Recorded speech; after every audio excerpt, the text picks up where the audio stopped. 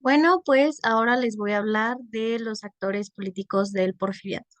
Vamos a empezar con las características generales, que la primera es que la mayoría de los hombres de la clase política porfirista nacieron entre 1830 y 1875. Esto es como un periodo muy específico en la historia mexicana y por esta razón se pueden dividir en aproximadamente tres generaciones. La primera que sería de 1846 a 1867, que básicamente está conformada por quienes llegan a la mayoría de edad en estos años y por lo tanto participaron en la guerra contra los norteamericanos, las guerras de reforma y también en la guerra de los 3 años.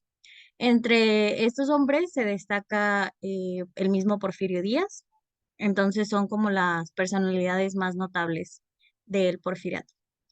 Después tenemos quienes llegaron a la mayoría de edad después de la victoria de la República en 1867 y ellos vivieron durante un periodo de intensa vida política donde básicamente la élite liberal está intentando reconstruir un país que estaba en ruinas, por lo que en esta generación se encuentran más los cuadros civiles, que son los miembros que no participaron directamente en la guerra, pero que sí la vivieron porque pasaron su infancia en un país que estaba devastado y por lo tanto ahora buscan el orden y el progreso. Entre los personajes destacados tenemos a José Yves Limantour, Emilio Rabasa y José López Portillo. Y finalmente tenemos a los que nacieron entre 1865 y 1880, cuando el porfiriato estaba ya instalado. Para este grupo, el orden, la estabilidad y la prosperidad son algo natural del país, ya no les tocó como esta etapa de crisis y por lo tanto hay pocas figuras importantes, pero que vienen de apellidos conocidos. Entre ellos tenemos a Diego Redo, Manuel Garza y Jorge Vera. Siguiente, por favor. Ahora vamos a hablar un poquito de la cultura, la religión y la fortuna durante esta época.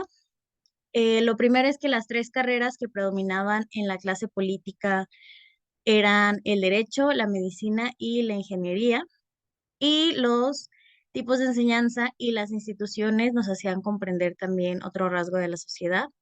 Había tres tipos principales o coexistentes de enseñanza, que eran la privada católica, la privada no confesional y la pública. La batalla que se vivía entre liberales y conservadores se daba principalmente en las escuelas, que pues no es algo, un concepto nuevo. Pero sí, algo curioso es que la gran mayoría de personas que empezaron en la enseñanza católica la concluyeron sus estudios en las escuelas públicas y esto obviamente supuso un cambio religioso porque en los institutos el liberalismo se imponía y entonces la fe católica con la que ellos habían crecido o la que ellos tenían anteriormente se sustituía por actitudes más agnósticas. Un dato más difícil de determinar es el nivel de riqueza de las personas de la clase política, porque la diversidad de fortunas era progresiva y aumentó al punto de que al final de este periodo todos los que pertenecían a esta clase eran de clase alta, pero algo que hay que tener en cuenta es que si bien es cierto que en el porfiriato los ricos dominaban, no todos lo eran en sus comienzos y pues ahora sí que y fueron haciendo sus fortunas. Siguiente, por favor. Ahora vamos a hablar de el presidente y sus allegados. Y para esto vamos a contar primero un poquito de la historia de Porfirio Díaz, porque bueno, pues básicamente esta época se trata de él y él siendo y estando en la cúspide del Estado, marcó pues con un sello muy peculiar esta época de México, que de hecho lleva su nombre. Entonces, pues todo empezó en Oaxaca, un 15 de septiembre de 1830. Ahí me equivoqué, puse 1900, pero era 1830. Él era hijo de un artesano y de una campesina, o sea, él tenía orígenes pues pobres y muy humildes. Y a los 3 años él queda huérfano de padre y su mamá se siguió esforzando aún así para mantener la educación de sus hijos, por lo que Porfirio siempre fue una persona dedicada en temas de la escuela. Después, en 1846, lucha en la Guardia Nacional contra los norteamericanos, que por ahí ya hablamos un poquito de las generaciones. Y después de esto, se convierte en estudiante de Derecho en el Instituto de Ciencias y Artes de Oaxaca, que era una de las escuelas más prestigiosas de la época y que, como dato curioso, era dirigida por Benito Juárez. Sin embargo, y pese a los esfuerzos, Díaz no continuó con sus estudios, pero sí, estos sí le ayudaron a tener un libre pensamiento y por esto se volvió jefe de la masonería de rito escocés, que también pues ya hemos platicado un poco de los masones. Tras la victoria de los liberales, se volvió subprefecto de Ixtlán, que ahorita vamos a hablar de este poblado, y en 1856 se convierte en capitán de la guardia de este mismo pueblo.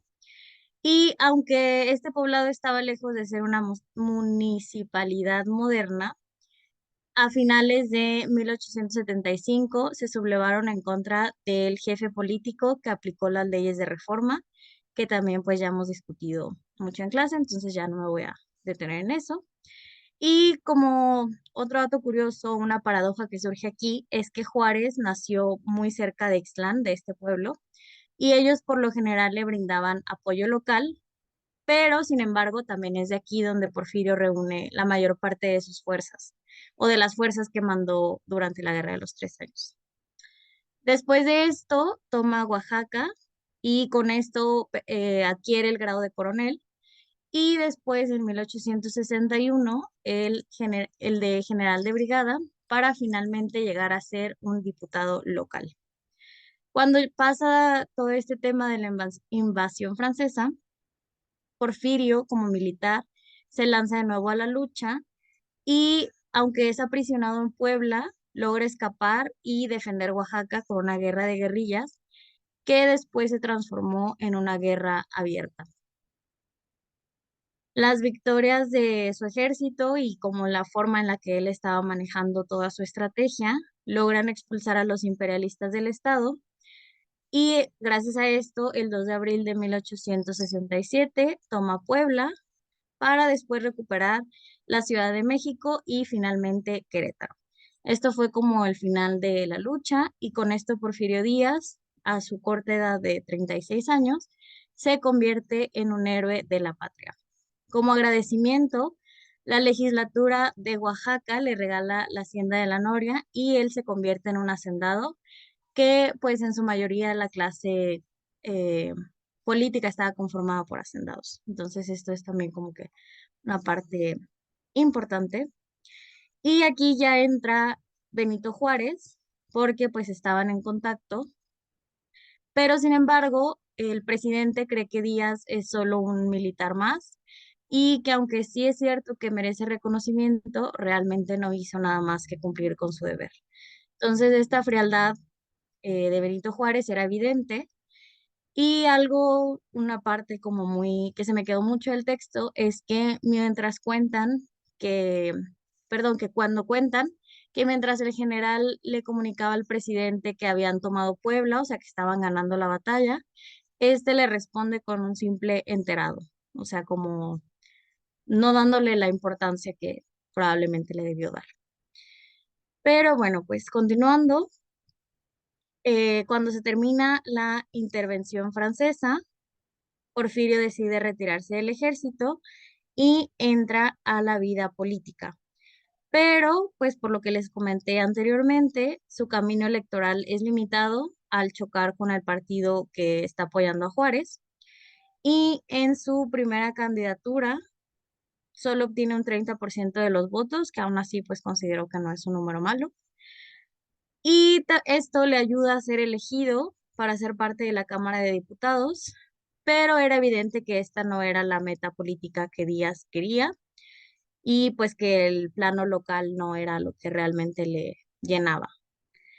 En 1871, Juárez es reelegido y por esto Porfirio publica el Plan de la Noria el 8 de noviembre y en este plan acusa al presidente de mantenerse en el poder en contra de la voluntad del pueblo, pero pues el movimiento es sofocado rápidamente Y Porfirio es obligado a rendirse ante Lerdo de Tejada, como también ya lo vimos en la clase pasada, quien asume la presidencia después de la muerte de Juárez en 1872.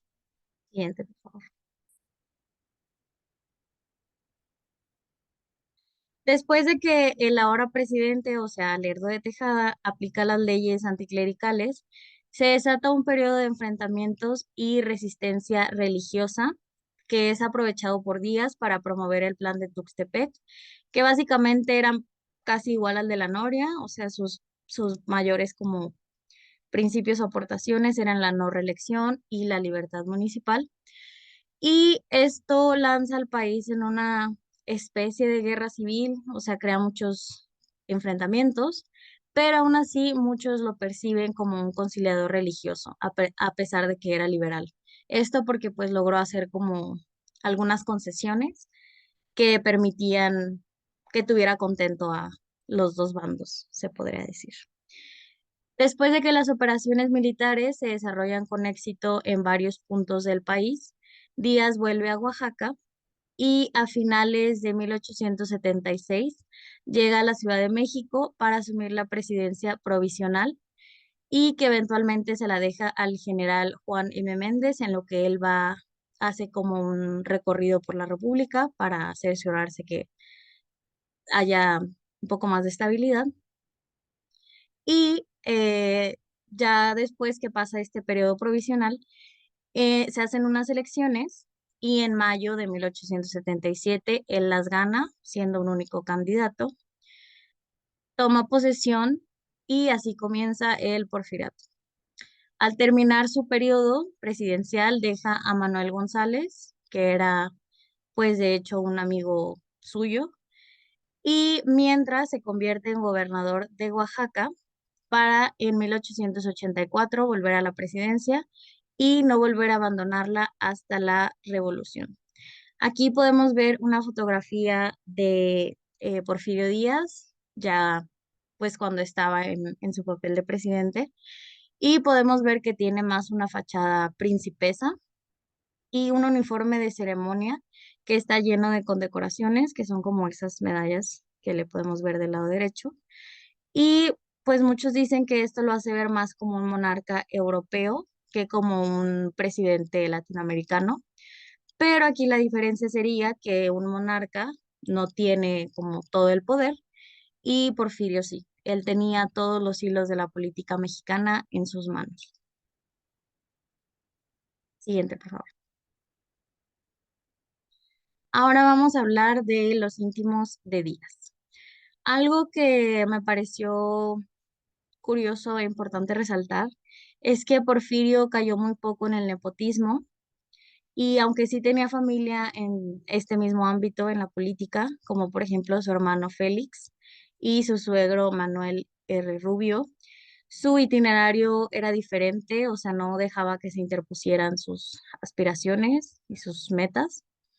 Y en cuanto a sus demás parientes, pues ni siquiera su propio hijo se vio beneficiado por el poder que tenía Porfirio. Realmente el hijo nunca pasó de teniente a coronel. Y su mujer, Carmen Romero Rubio, ella fue una persona que sí jugó un papel simbólico, pero más que nada porque ejercía ceremonias religiosas como representación oficial de la Iglesia Católica, y esto era importante para aquellos que sí deseaban practicar la religión, que es más o menos lo que platicábamos de la postura conciliadora que logró Porfirio Díaz. Entonces, vamos a hablar ahora un poquito más de sus relaciones. Siguiente, por favor. Entonces, bueno, como dijimos, el poder que tenía Porfirio, pues realmente no era compartido, pero para lograr lo que logró, sí tenía que tener una buena relación con muchísimas personas en prácticamente todas las regiones del país. Y estos hombres o estas relaciones que él mantenía pueden ser clasificados en tres grandes categorías según el puesto que ocupaban. Los intelectuales es la primera de ellas y este grupo se conforma por hombres pertenecientes a la élite cultural o social de la capital que eran abogados, hombres de negocios o juristas antes de convertirse en oficiales mayores, subsecretarios o secretarios de Estado. Tengo aquí tres personajes destacables o notables de este grupo. El primero siendo Rosendo Pineda, que era una eminencia del régimen y ejecutor electoral de los científicos. Los científicos era el nombre que se le daba eh, a este grupo como un tipo apodo justamente por la corriente del positivismo. Pero bueno, volviendo a Rosendo Pineda, él se encargaba de la lista de los nuevos elegidos según las instrucciones de Porfirio Díaz. Entonces trabajaban como muy de la mano. Después tenemos a Justo Sierra, quien votó a favor de la secesión, perdón, de México en 1846 y también fue el encargado de redactar la primera versión del Código Civil mexicano, además de que fundó el diario La Libertad, donde hacía apología a un gobierno fuerte y respetuoso de una ley que debía fundamentarse en hechos, que esto también fue muy benéfico para Porfirio porque promovía pues ahora sí que sus ideales y su forma de gobernar. Y finalmente tenemos a José Yves Limantour. Él era de origen francés, por eso los apellidos, pero a los 18 años escoge la nacionalidad mexicana, o sea, se nacionaliza. Y a los 37 años se convierte en secretario de Hacienda y lo sigue siendo hasta el final del régimen. Él logra resolver el problema financiero que ya venían arrastrando desde hace años. Y algo muy interesante es que en 1894-1895 las cuentas del Estado logran tener un superávit, que pues era algo que claramente era muy difícil por todo el tema económico que se estaba viviendo. Logra además sanear la deuda externa, que también vimos que pues estaba en situación muy crítica. También se dedica a reorganizar las instituciones de crédito y además restablece el crédito internacional de México, o sea, las relaciones como con otros países, relaciones comerciales. Y por esto Díaz lo estima ampliamente y pues claramente fue de gran apoyo en su gobierno. Siguiente. Siguiendo con el mismo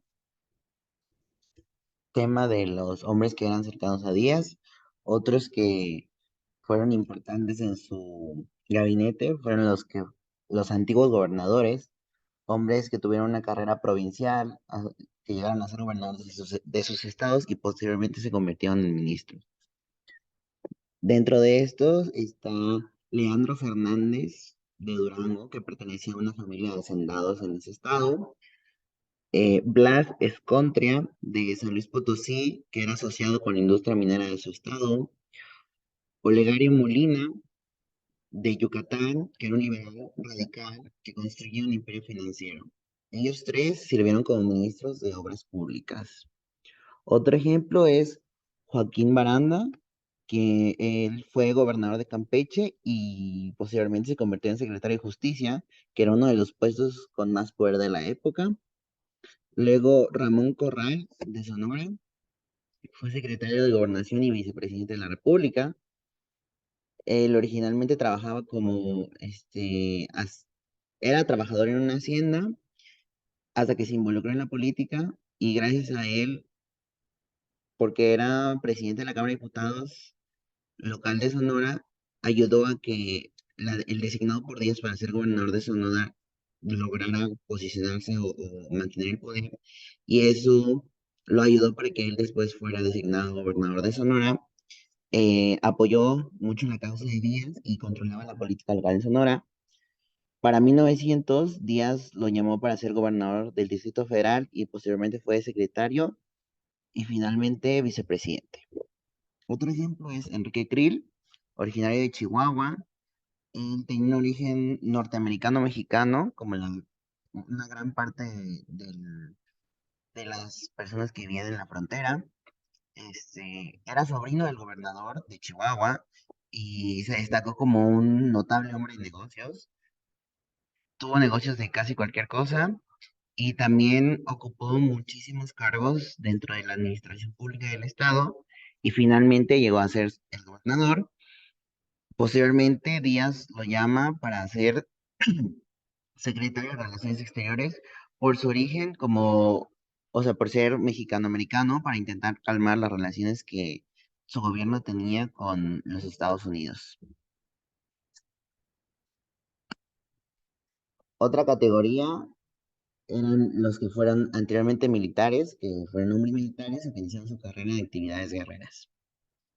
Dentro de ellos se destacan Carlos Pacheco, que fue un general que acompañó a Díaz en muchas de sus campañas.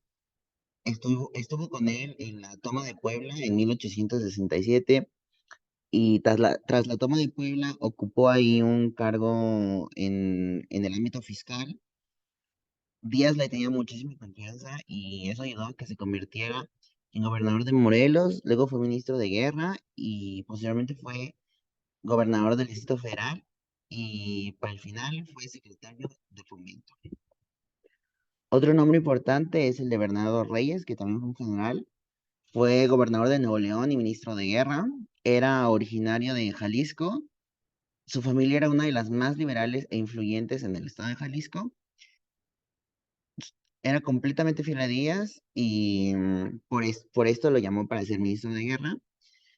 Él recorrió todos los grados de su carrera militar. Dentro de esto, cabe recalcar que era muy importante proyectar esta estabilidad del gobierno mediante la permanencia de los secretarios, o sea, que no hubieran muchos cambios muy seguidos para, pues, proyectar que la gobernabilidad del país, pues, era de cierta manera estable, aunque normalmente quienes eran los secretarios no eran quienes tenían el poder real dentro de las secretarías, sino más bien eran los subsecretarios que eran totalmente fieles e incondicionales a Porfirio Díaz. Y era muy importante también que tuvieran un pasado como gobernadores de sus estados para ocupar un cargo en el gabinete, porque eso permitía tener más control sobre las élites locales, o pues sí, las élites de cada estado de donde eran. Otro aspecto muy importante fueron a quienes se designaron o quienes fueron electos como gobernadores. Dentro de ellos hay como varias ramas, por así decirlo. Entre ellos están los antiguos caudillos que eran caudillos que tenían el control de sus estados previamente al levantamiento de Díaz y que se adhirieron al plan de Tuxtepec, lo que les como concedió que pudieran mantener el poder en los estados tras el fin de la rebelión de Díaz. Entre ellos se destaca Servando Canales, que fue un caudillo en Tamaulipas. Él resistió desde Tamaulipas a los conservadores, a los franceses, a Juárez, a los estadounidenses y a cualquier tipo de poder central. Y esto hizo que pudiera conservar el poder en el estado hasta que se murió. También se destaca Jerónimo Treviño, que en Nuevo León luchó contra los conservadores y contra los franceses con Juárez y que posteriormente viaja a Oaxaca donde conoce a Díaz y cuando él triunfa se convierte en el caudillo innegable de Nuevo León porque era muy importante el control que ejercía sobre la frontera y para Díaz y su movimiento era de gran importancia mantenerlo dentro del movimiento. Después de esto amasó una gran fortuna controlando las aduanas y el pues sí, el comercio en la frontera norte.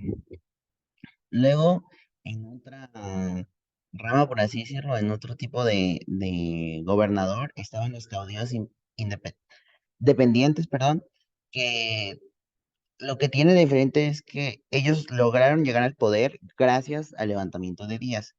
En contraste con los que eran los caudillos antiguos, ellos ya tenían el poder y ayudaron a Díaz a, así a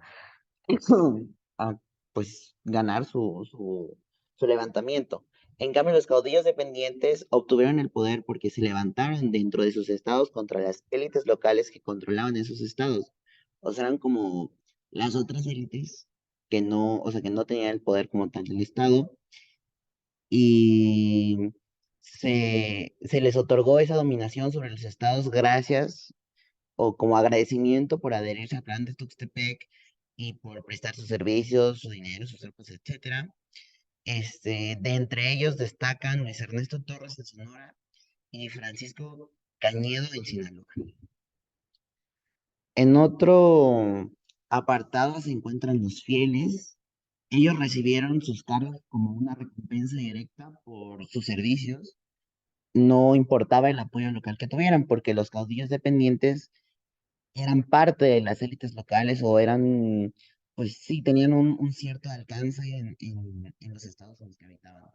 Dentro de los se encuentra Manuel Francisco Tolentino o Pedro Galván, que ambos gobernaron Jalisco, o Luis Miguel en Veracruz, y que luego gobernó Oaxaca. Incluso los hijos podrían acceder a esta recompensa que les otorgaba días por haber sido, y tenían la opción de que eran unos grandes militares, pues porque habían ayudado, o bueno, se demostró porque habían ayudado a Díaz. Luego están los hombres del presidente, que normalmente eran, pues, no eran conocidos previos a que el presidente los designara. Tendían a ser militares por la misma situación del control. Eran designados por días en los estados para poner fin a las disputas entre las facciones que había en los estados, porque si se elegía a uno de una facción, o sea, eso generaba un conflicto entre las facciones y entonces era como difícil mantener la paz y arreglar las controversias, por así decirlo. Estos hombres del presidente podían ser permanentes o transitorios, es decir, dependiendo de qué tan grave eran los roces o los conflictos, pues podían ser para en un momento de mucha tensión, calmar un poco las cosas y después elegir a alguien de la élite local o simplemente quedarse en el poder. Era muy importante que también se desempeñaban para decidir si permanecían o no. Normalmente no eran de los estados a los que eran elegidos porque se intentaba que no tuvieran ningún tipo de contacto con las élites locales o que no fueran pues como atraídos o manipulados por alguna de las élites. Gracias a ellos se terminó con las oligarquías locales y los cacicazgos en muchos estados. Un ejemplo de ellos es Alejandro Vázquez del Mercado, que era originario de Zacatecas y que fungió como gobernador de Aguascalientes para poder limitar el poder del caudillo Rafael Arellano Esparza. Otro importante fueron los militares, que ellos eran los jefes de las zonas militares, que eran extremadamente importantes porque su función o la función del ejército mexicano en ese momento era combatir las revueltas y mantener la paz interior en el territorio nacional.